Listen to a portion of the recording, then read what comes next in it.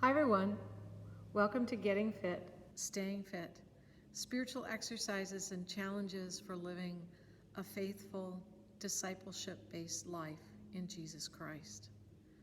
We continue with our challenges and our exercises that we have been given in a lesson from Colossians.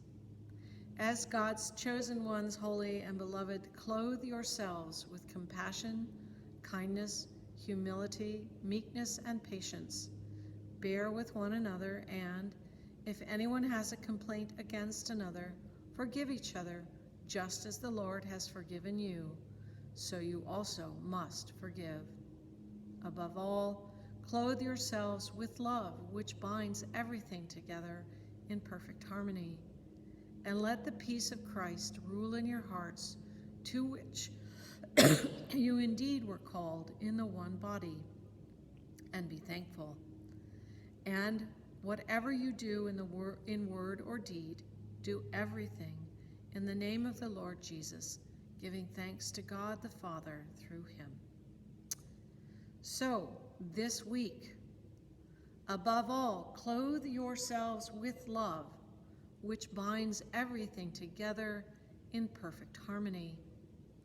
So a couple of weeks ago, we talked about, as we were getting ready for the day, of clothing ourselves, of imagining putting on humility and meekness and patience. Well, here's an even bigger thing to clothe ourselves with, and maybe you can think of that as your outer garment, a cape or a coat, or I love the idea of a big cloak that just sort of goes all the way around you. Bind yourself, clothe yourself, cloak yourself with love. And what is love? Love is selflessness, compassion, and forgiveness. That means I don't think of myself all the time and only. It means I practice forgiving. And it means selflessness, forgiveness.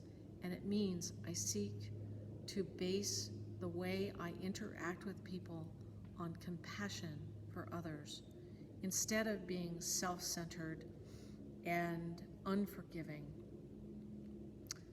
I do that instead. And when I behave that way, it's amazing how much better I get along with everybody else. Because usually I think it's them, but it's not them, it's me. It's me.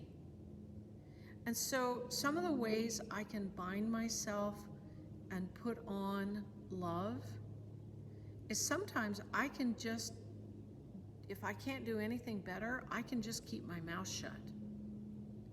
And I can say a prayer for that person. And I can understand that maybe this is the way things are right now, but that it might not be that way forever. And all of these things go to all of the things we've been practicing in the weeks prior to this, is that I'm clothing myself in love, which then binds everything in harmony. And here's the thing, love is not just an emotion. It is a feeling that we have, but if we talk about what is love, go to 1 Corinthians 13. It's not just for weddings anymore. Love is patient, love is kind, love is not jealous or boastful, love does not insist on having its own way. Love does not rejoice in wrong, but rejoices in right. Love bears all things, endures all things, hopes all things. Love never ends.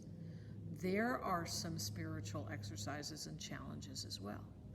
So wrap yourself in love this week. Read 1 Corinthians 13 and try to live that, every single one of those things, every single day.